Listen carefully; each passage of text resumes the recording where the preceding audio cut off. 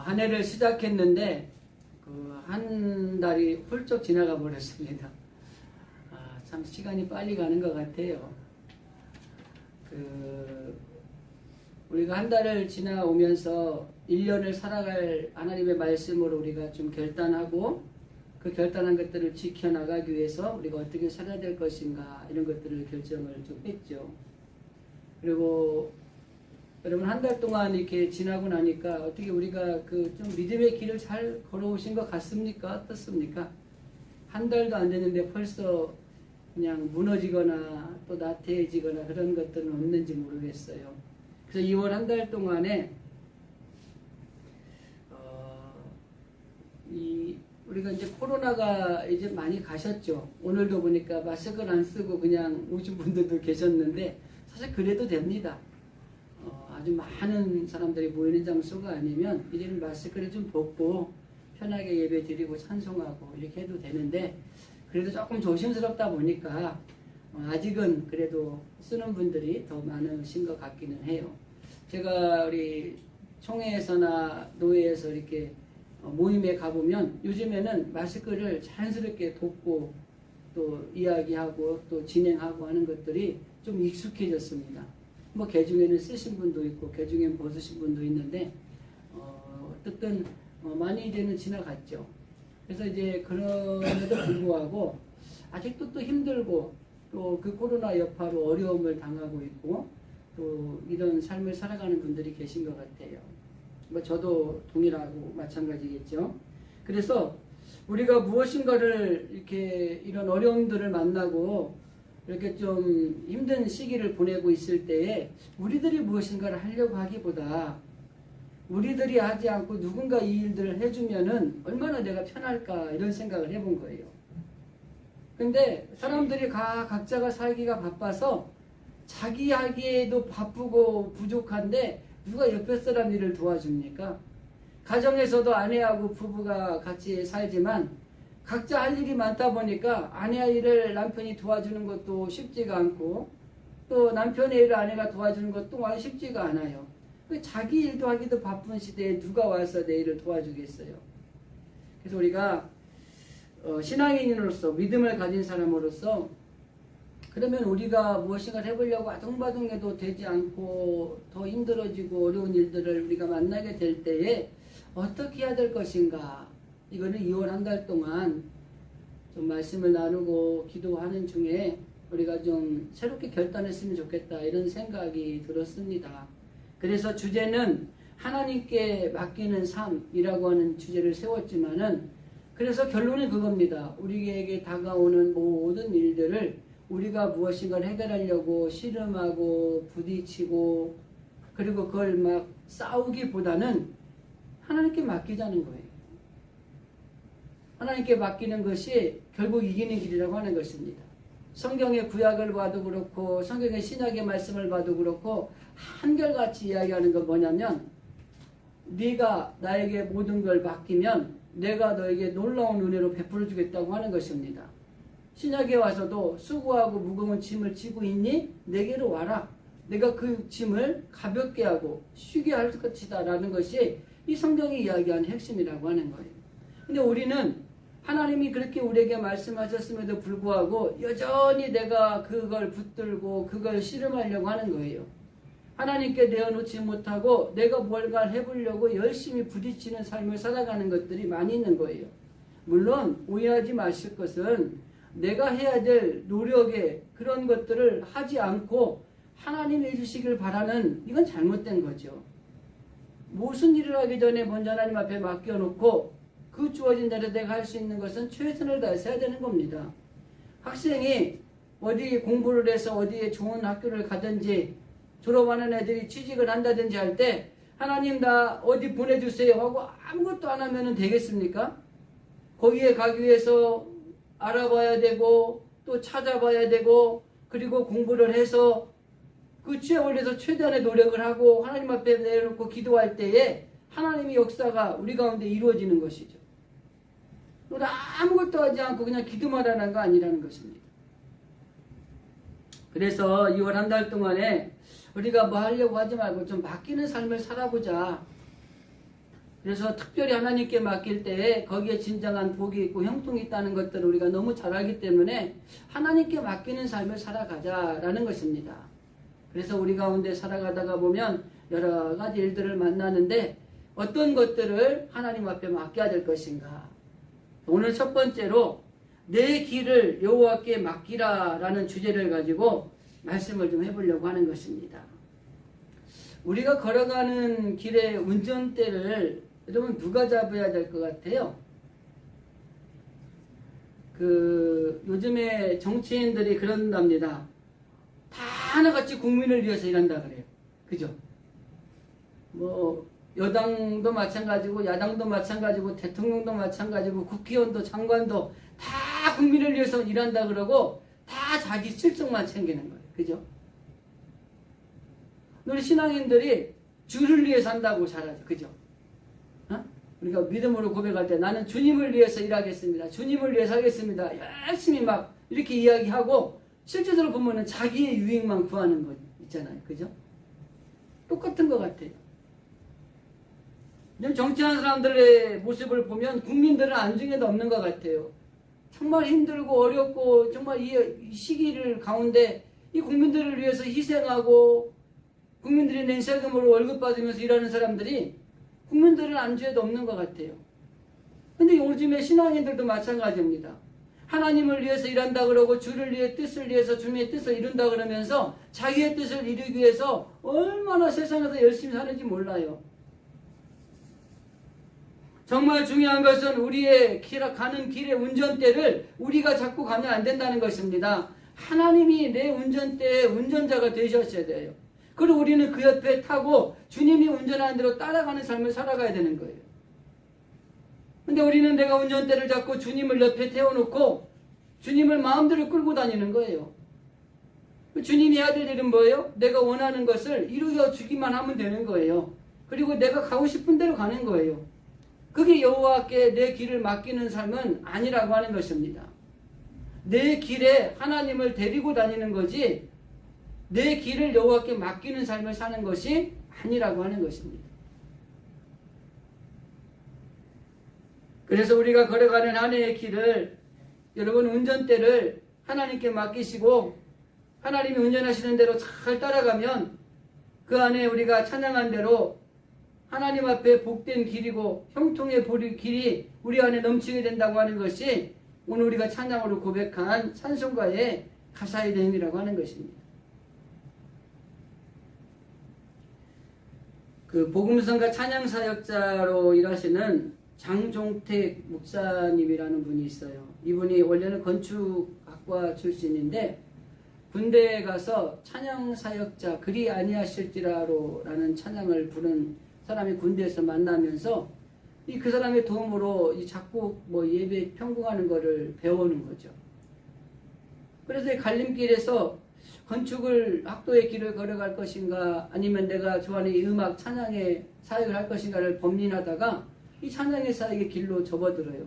이 곡을 자기가 가사를 쓰고 곡이 나오는 게 너무 좋은 거예요. 그래서 이제 본격적으로 공부해서 미국으로 유학을 가서 13년 동안 공부를 하고 사역을 합니다. 그리고 그 13년이 지났을 때에 한국으로 이제 돌아오게 되는데 돌아와서 한국 교회의 예배 회복을 위해서 예배에 관심을 가지고 이 일을 사역을 하기 위해서 왔는데 그 딸아이 중에 온유라고 하는 딸이 있어요. 이 온유가 희귀병에 걸리는데 그 병이 NMDA 수용체 뇌염이라는 병이랍니다. 이 아이가 어느 날 갑자기 아파서 병원에 갔더니 발작을 일으키더니 뇌사 상태에 빠진 거예요. 병원에서는 이야기합니다. 의료체제로는 우리가 손을 댈 수 없고 자기 의지로 살아나야 됩니다. 이 아이가 병원에 온 것은 치료하기 온 게 아니라 그렇게 이야기를 하는 거예요. 그래서 이 장종택 목사님이 이 하나님에 대해서 선하신 하나님, 좋으신 하나님, 위대하신 하나님 늘 그렇게 이름을 부르며 찬양을 드렸는데 하나님이 원망스러워지더라는 거예요. 그러면서 점점 깨달아지는 거예요. 믿음이라고 하는 것은 암기하는 걸로 되는 게 아니구나. 그러면서 그가 나중에 책을 쓰면서 믿음은 암기하는 게 아니라 삶으로 증명하는 것이다, 이런 말을 합니다. 그래서 그 아이의 그 사건을 보면서 이 사람이 깨어지기 시작을 하는 거예요. 그래서 이렇게 고백을 합니다. 야, 우리가 할 수 있는 건 아무것도 없구나. 하나님이 해주셔야 되는구나. 이걸 깨닫고 자기의 모든 걸 내려놓고 기도하는데, 그렇게 마음을 먹고 이러한 태도를 바꾸고 난 지 얼마 되지 않았을 때, 그리고 하나님한테 모든 걸 맡겼을 때에 이 아이가 예수님을 부르면서 깨어나는 기적이 일어났다는 거예요.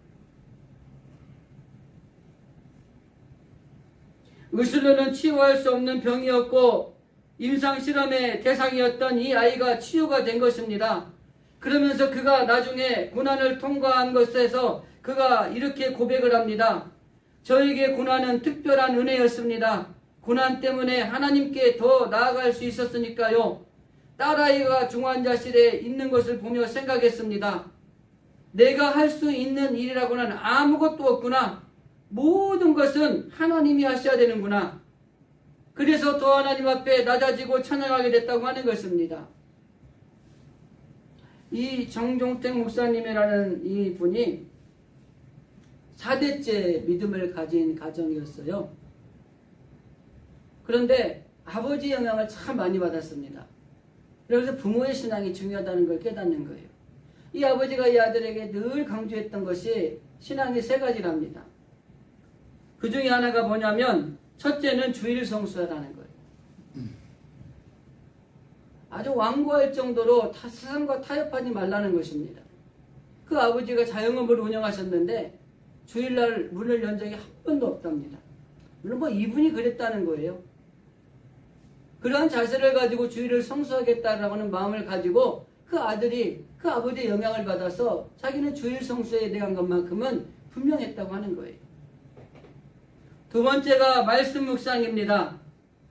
하루도 걸르지 않고 말씀을 묵상하면서 그 말씀이 주시는 말씀을 깨닫고 그 말씀대로 살려고 노력하는 아버지의 모습을 통해서 그가 배운 건 하나님의 말씀은 매일매일 우리가 아침을 먹고 점심을 먹고 저녁을 먹듯이 그리고 숨을 쉬듯이 이 하나님의 말씀은 하루도 쉬지 않고 우리가 묵상해야 되는 것이다라는 것들을 깨달았다고 하는 것입니다. 그리고 또 한 가지가 물질, 돈입니다. 이 물질의 유혹을 받아서 이 물질의 굴레에 빠지지 않게 해달라고 기도하는 삶을 사셨다고 하는 것입니다.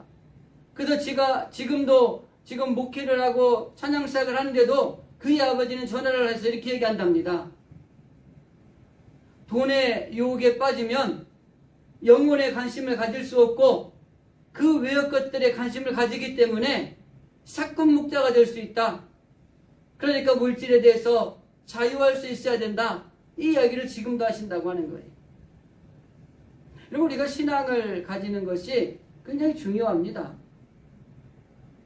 이분이 나중에 고백하면서 내가 하나님 앞에 모든 걸 맡기고 나니까 하나님이 그때 일하시기 시작했다고 하는 것입니다. 여러분, 제가 늘 강조하는 거 있지 않습니까?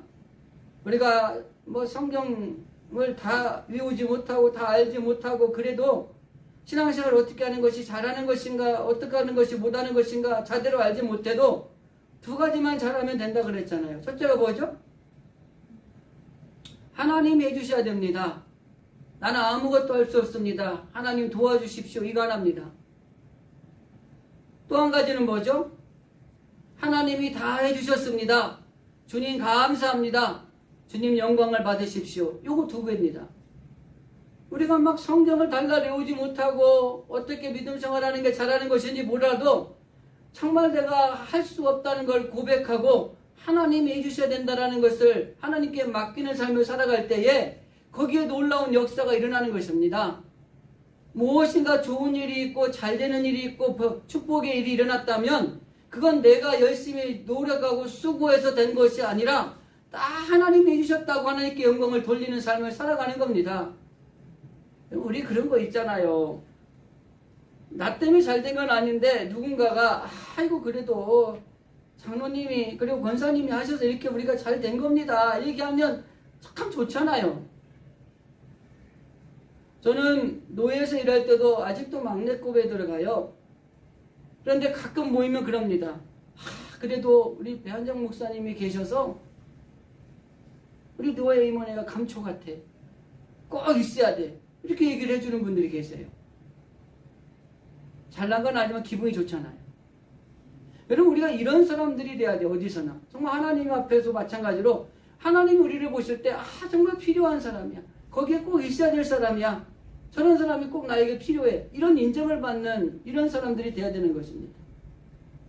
정말 중요한 건 뭐예요? 하나님이 다 하셨어요. 모든 영광 나에게 돌리는 게 아니라 하나님께 영광을 돌려드리는 이런 삶을 살아가는 것이, 이게 바로 우리가 신앙생활을 잘하는 모습이라고 하는 겁니다. 오늘 우리가 읽은 시편 37편은 다윗이 좀 나이가 들었을 때 쓴 시입니다. 이스라엘 백성들에게 너희들이 이런 바른 자세를 가지고 살았으면 좋겠다라고 쓴 지혜서예요. 그러면서 우리가 읽은 말씀의 5절의 말씀이 뭐라고 됩니까? 너희 길을 여호와께 맡겨라. 여러분, 다윗이 노년의 인생을 살아보고 나서 이스라엘 백성들에게 무엇인가 남겨주고 싶은데, 그 남겨주는 핵심의 한마디가 뭐예요? 내 길을 하나님께 맡겨야 된다. 이 이야기를 하고 있는 겁니다.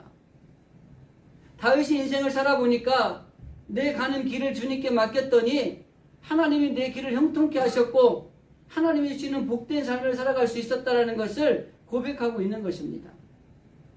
여러분, 인생을 다 살아본 사람이, 하나님 앞에 모든 걸 맡기고 살던 사람이 이런 얘기를 한다면 적어도 신비성이 있는 거예요. 또 오늘날 살아가는 우리도 마찬가지입니다. 지금 다윗이 그 옛날에 그 지혜서를 썼지만은 오늘날도 동일하게 우리에게 말씀하고 있는 거예요. 하나님 앞에 내 모든 길을 여호와 앞에 맡기는 것이, 그게 살아가는데 형통한 길이다라고 하는 것입니다. 인생의 짐이 아무리 무겁고 홀로 쥐지 못하는 사람이 있다고 할지라도 그것을 하나님께 위임해야 된다고 하는 것입니다. 그래서 너의 길을 여기 맡기라라고 하는 것은 원어로는 꼴이라는 말인데 끌리다라는 말입니다. 굴리다라는 말이에요. 그래서 내가 가진 모든 어려운 것들을 하나님 앞에 위임하라는 겁니다. 이 길이라는 것은 우리 인생 전체를 표현하고 있는 말씀이에요. 그러니까 우리의 인생의 전체를 하나님께 위임해야 된다는 것이 맡긴다라는 의미가 있는 것입니다. 그래서 내 삶은 내 삶이 아닌 거예요. 내 삶은 하나님께 위임된 것입니다. 이게 맡긴다는 의미라고 하는 것입니다. 그래서 조금 힘들고 어려운 시간들이 코로나가 끝나고 있다 그래서 금방 좋아지거나 그러진 않을 겁니다.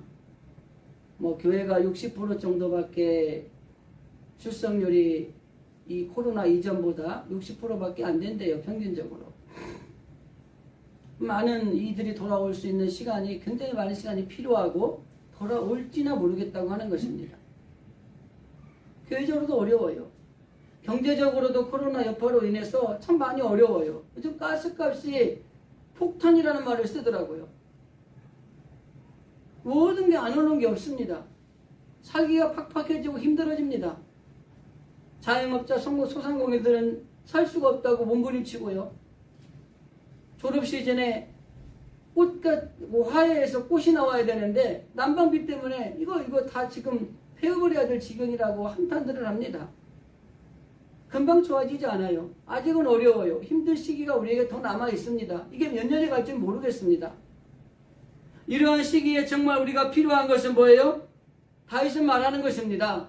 지금 너희의 삶에 이러한 어려운 일들, 힘든 일들, 너희가 감당할 수 없는 이런 일들이 다가올 때에 너희의 길을 하나님께 맡겨라. 이게 다윗이 지금 오늘 이 시대에 우리에게 주시는 명령의 말씀이라고 하는 것입니다. 그렇다면 이 여호와께 내 길을 맡기라고 하는 이 말씀은 구체적으로 어떤 태도를 말씀하고 있는가? 오늘 본문의 말씀에 보면 기록이 되어 있어요. 첫 번째, 여호와께 내 길을 맡기라는 것은 이러한 태도를 가지라는 겁니다. 여호와를 의뢰하라는 것입니다. 오늘 우리가 읽은 말씀에도 보면은 너희는 하나님을 의뢰하라 라는 말씀이 분명하게 기록되어 있어요. 브레너 매닝이라고 하는 영성학자가 쓴 책에 신뢰라고 하는 책이 있습니다. 그 책의 부제가 뭐냐면 하나님께로 가는 거침없는 믿음의 길이라는 부제가 붙어 있어요. 그 책에서 이 저자는 이렇게 말합니다. 우리는 늘 확실한 답을 찾기를 원합니다. 그러나 확실한 답을 탐하다가 하나님을 신뢰하는 모험을 없애려고 합니다. 그 이유는 두렵기 때문입니다. 그러면서 이러한 태도가 우리를 엉뚱한 곳으로 이끌거나 하나님에 대한 신뢰를 무너뜨리는 계기가 되는 것입니다. 이렇게 얘기합니다.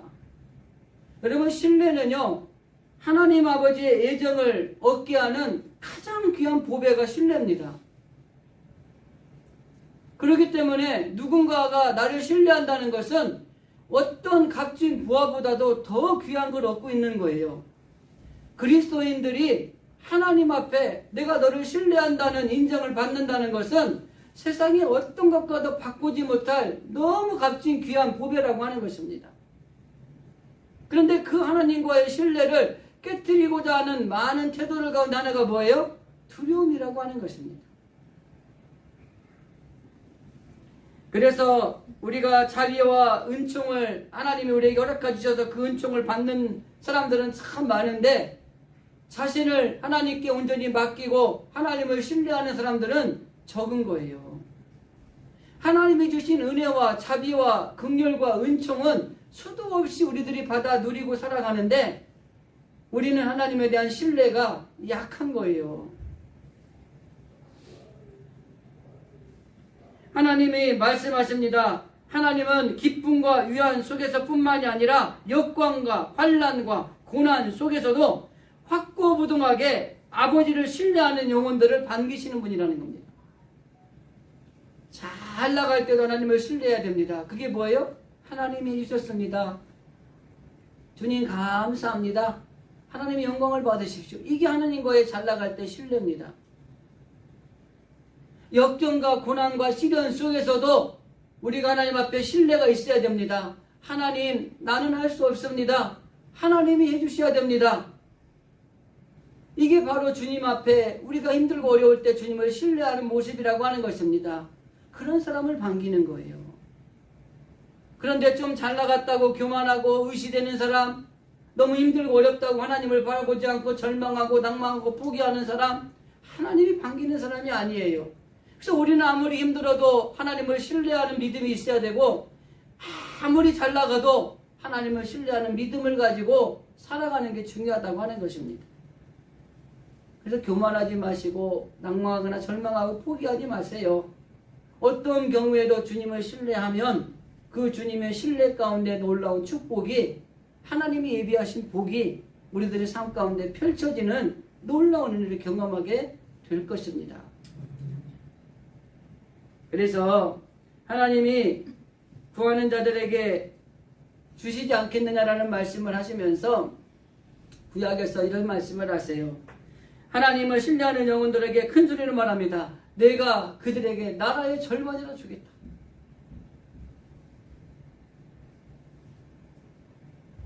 신뢰는 자신을 하나님께 맡기고 모든 일을 하나님의 뜻에 순종하는 태도가 신뢰입니다. 그래서 내 운전대를 내가 잡는 게 아니라 하나님이 운전대를 잡고 하나님이 가시는 대로 순종하며 따라가는 것이 이게 하나님과 나의 신뢰 관계가 회복이 된 것이에요. 여전히 내가 운전대를 잡고 있다면 우리 하나님을 신뢰하지 못하는 거예요. 제가 어디 장거리 운전을 하러 가면은 제 아내도 운전면허증이 있습니다. 아주 오래됐어요. 장롱면허입니다. 운전대 절대 맡기지 않습니다. 못 믿어요. 신뢰가 형성이 안 되는 거예요. 우리가 인생의 길을 걸어가면서 내 운전대를 내가 잡고 하나님 앞에 맡기지 않는 것은 하나님도 못 믿는다는 거예요. 눈에 보이는 현실이 직시된 게 내게 중요하지 영적으로 보이지 않는 하나님의 역사는 구약의 역사나 신약의 예수님 때나 일어난 것들이지 지금 21세기를 사는 이들에게 나에게는 별로 개의치 않는 거예요. 눈에 보이는 현실. 그 운전대를 못 놓는 거예요. 운전대 가감하게 놓으세요. 얼마나 편한지 모릅니다. 운전하면은 잠 못 자죠. 졸려도 해야 되죠. 막 신경 써야 되죠.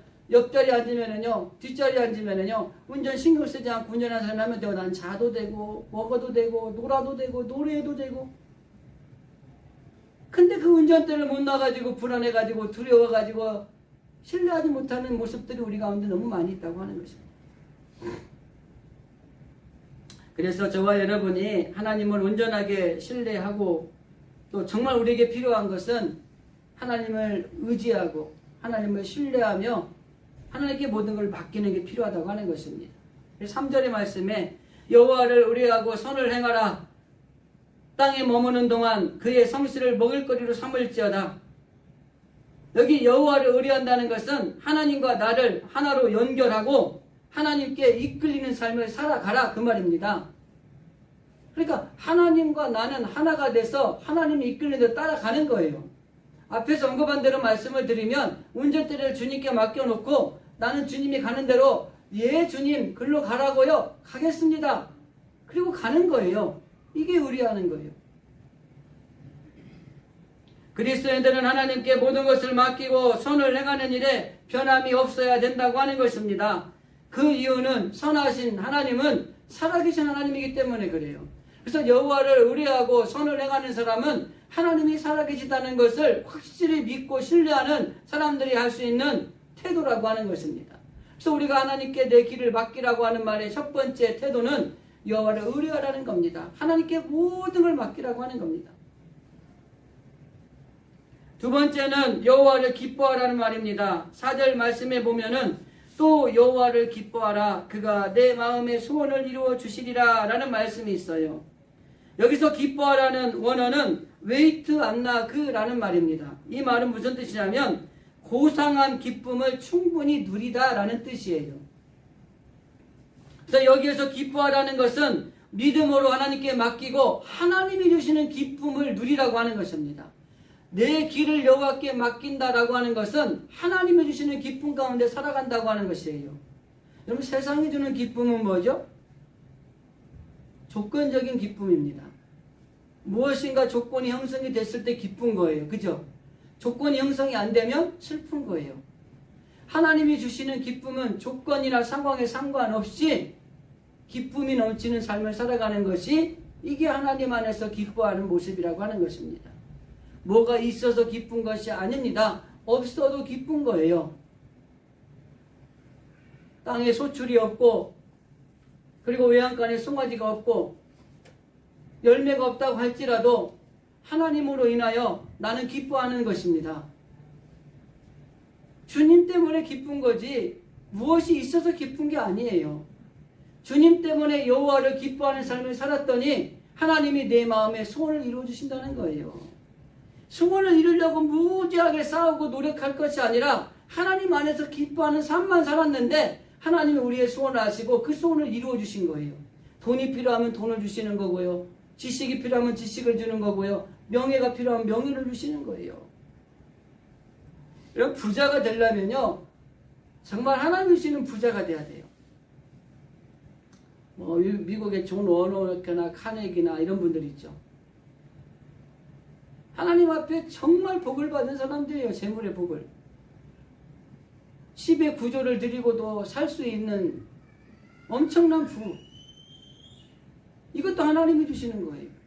근데 그 소원이 누구한테서 이루어져요? 하나님 안에서 이루어지는 거예요. 근데 어떻게 이루어지냐고? 하나님 앞에 기뻐하는 삶을 살았더니 하나님 우리의 소원이 이루어지신 거예요. 그러니까 우중충하게 살지 마세요. 좀 기뻐하세요. 얼굴을 피고요. 활짝 피세요. 옆 사람 얼굴 한번 보세요. 마스크 썼지만 좀 화납니까? 우중충합니까? 화내야 돼요. 하나님 안에서 기쁨이 막 넘쳐야 돼요. 그래야지 하나님이 우리의 소원을 아시고 너 그거 필요하구나 내가 줄게. 너 그거 지금 있어야 되는구나 내가 줄게. 막 주시는 거예요. 뒤에 보세요. 여호와를 기뻐하라. 그가 내 마음의 소원을 이루어 주시리라 라는 말씀이 있습니다. 하나님께 맡기는 삶을 살아가는 것은 경외하는 것뿐만이 아니라 하나님의 선하신 섭리를 받아들이는 게 필요합니다. 기뻐하는 거예요. 주님 때문에 기쁜 거예요. 세상에 어떤 것들이 있어서 기쁜 게 아니라 내 마음에 주님이 계시니까 기쁜 거예요. 지금은 힘들고 어렵지만 주님이 나에게 주실 은혜를 생각하니까 기쁜 거예요.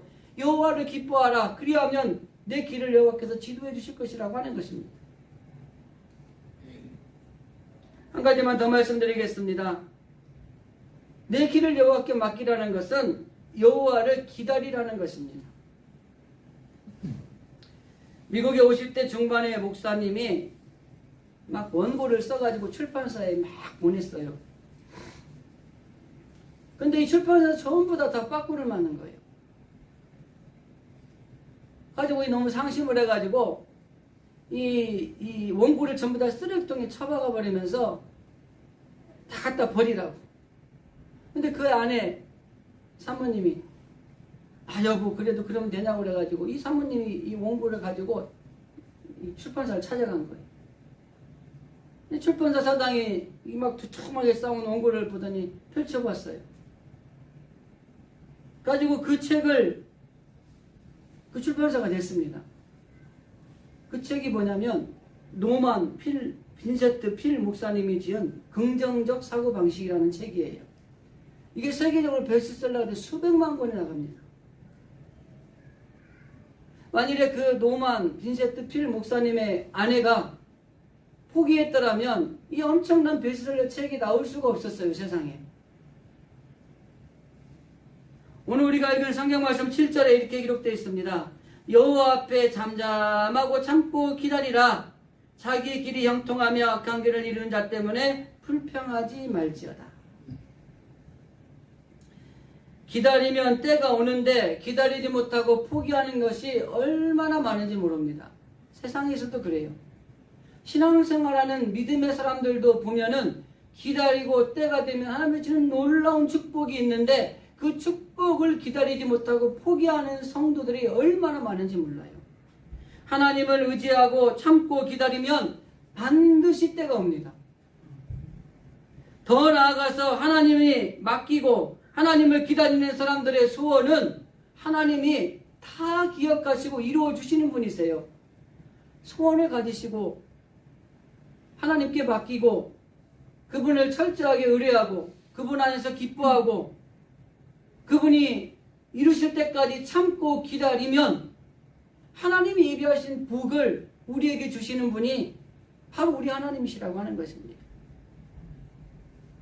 여기 기다리라는 말은 원어로 웨이트 홀렐이라는 말인데 고대하며 기다린다는 말입니다. 그냥 억지로 수동적으로 기다리는 게 아니라 정말 사모함을 가지고 기다리는 거예요. 이건 이루어질 것이다. 잘 될 것이다. 하나님이 우리를 통해서 분명히 일을 이루실 것이다. 이런 간절하고 고대하고 사모하는 마음을 가지고 기다리는 거예요. 역사가 사실 굉장히 길잖아요. 그죠? 우리 역사를 쭉 보면은 굉장히 길어요. 그런데 그 역사의 그 어려운 시기 때는 얼마나 힘들었습니까?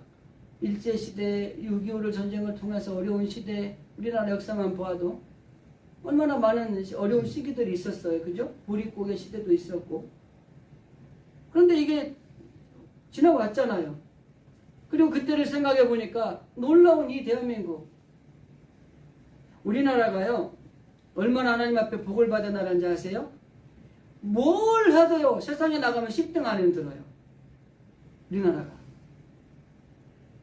근데 어떤 목사님 설교하는데 제가 하나 들은 얘기를 말씀드리면, 이승만 대통령이 처음 우리나라 대한정부를 수립할 때 1948년 5월인가 그렇대요.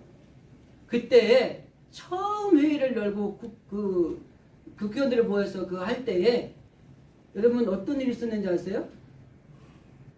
이분이 하나님 앞에 기도하고 시작을 해가지고 그 당시 목사이며 국회의원이었던 윤 무슨 의원이 기도를 하고 처음 이 정부를 수립할 때 그 내용이 국회 이 기록관에 기록이 되어 있답니다. 그래서 그런지 처음 알았는데 미국이 성경책에 대통령이 올려놓고 이 선서하고 그러는 것과 마찬가지로 그 오래전에 우리나라가 그런 역사를 가진 민족이라는 거예요. 그래서 하나님이 엄청나게 우리나라에 복을 주셨다고 하는 것입니다. 그러면서 앞으로 선교적인 영향을 피워내고 그런 교회, 대한민국이 돼야 될 것이라는 얘기를 하더라고요. 마찬가지입니다. 하나님이 정말 우리가 고대하고 기다리는 그 사건을 놓고 기도하는 것들을 놓고 기다리면 하나님은 역사하시는 분이라고 하는 것입니다. 그래서 그리스도인들은 자기가 하겠다는 조급한 마음을 좀 버리고 하나님 앞에 좀 잠잠하게 참고 좀 기다리는 모습들이 필요합니다. 그러면 언제까지 기다려야 돼요? 그 기다리는 거 우리가 정하면 안 돼요. 하나님의 뜻을 우리에게 나타나실 때까지 우리가 기다려야 되는 거예요. 근데 우리는 왜 못 기다리는지 아세요? 우리가 기다리는 기한을 정해놓은 거예요. 하나님 이번에 이렇게 해주세요. 하나님 이때까지 해주세요. 하나님 이렇게 안 하면 안 됩니다. 정해놓은 거예요. 그러니까 내가 하나님의 뜻을 내 마음대로 정해놓으니 하나님의 뜻대로 이루어져야 되는데 내 뜻대로 이루어지면 안 되기 때문에 안 되는 거예요. 그래서 우리가 때를 참고 잠잠히 기다려야 되는데 언제까지 기다려야 되느냐? 하나님의 뜻이 우리 안에서 이루어질 때까지 기다리는 거예요. 그러니까 인내하는 게 힘든 겁니다. 다윗이 자기가 할 수 있는 일도 하나님께 맡겼습니다. 그래서 모든 삶을 먼저 하나님 앞에 아뢰고 묻고 하나님의 뜻을 기다렸습니다. 우리들도 세상을 살아가다 보면은 믿음 생활 하다 보면은 하나님 앞에 물어보지 않고도 할 일들이 얼마나 많이 있는지 몰라요. 다 똑똑합니다. 다들 재주도 많습니다. 능력도 많습니다. 그러나 그럼에도 불구하고 하나님한테 먼저 묻고 하나님의 뜻을 기다리다가 하나님의 뜻이 우리 안에서 주어질 때에 움직이는 것과 우리가 아무리 좋은 지식과 지혜와 능력과 힘을 가지고 일을 하는 것과는 엄청난 차이가 있다고 하는 것입니다. 그래서 다윗이 이야기하는 거예요. 내 길을 여호와께 맡겨라. 그게 너희들이 행통한 비결이라고 하는 것을 설명하고 있는 겁니다. 내가 인생을 살아봤더니 이 노년에 이르러서 삶을 뒤돌아봤더니 우리의 모든 길은 하나님 앞에 맡기고 하나님이 인도해 주실 때에 거기에 형통의 복이 있었다. 이거를 다윗이 지금 시편 37편에서 권면하고 있는 것입니다.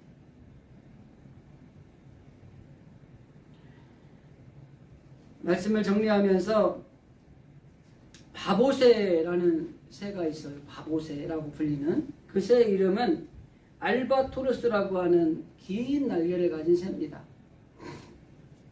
이 날개가 펴면 3m가 되는 거예요. 그러니까 이 새가 평소 때는 걷거나 뜰 때는 뒤뚱뒤뚱해서 완전 바보같이 보여서 바보새예요. 그런데 이 바보새의 진가가 언제 나타나느냐? 폭풍이 올 때 나타나요. 폭풍이 오면은 이 바보새는 절벽에 올라가서 자기 몸을 맡긴 채 던져버리고 날개를 쫙 펴니다. 그러면 그 바람의 힘에 의해서 가장 오래 날고 가장 멀리 나는 새가 이 바보새, 알바토르스라는 새랍니다. 이 새를 통해서 우리가 한 가지 깨닫는 것은 하나님 앞에 모든 것을 맡기고 살아가는 그리스도인들의 모습을 이 새를 통해 볼 수 있다고 하는 겁니다. 자신의 힘이 아니라 날개만 폈을 뿐인데 바람의 힘에 의지하여서 가장 멀리 그리고 가장 오래 하늘을 날 수 있는 새라고 하는 것입니다. 삶의 위기 가운데 믿음의 날개를 활짝 펴시고 여러분 날아가 보십시오.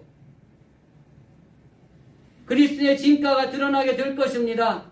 하나님께 우리의 길을 맡기고 두려움 없이 믿음으로 한번 나가 보시기 바랍니다. 거기에 그리스도인들의 진가가 나타나게 되는 거예요. 두렵고 떨리는 마음들이 있지만은 그래도 믿음으로 하나님 앞에 맡기고 나아가면 거기에 그리스도인들이 나타낸 진가를 하나님 우리를 통해서 나타내 주신다고 하는 것입니다. 하나님의 인생길을 맡기시면서 특별히 여호와를 의뢰하고 여호와를 기뻐하고 여호와를 기다리는 이런 신앙의 삶을 살아감으로 여러분들의 삶 가운데 하나님이 예비하신 복, 축복이 풍성하게 넘쳐나시기를 주님의 이름으로 간절히 기도드립니다. 기도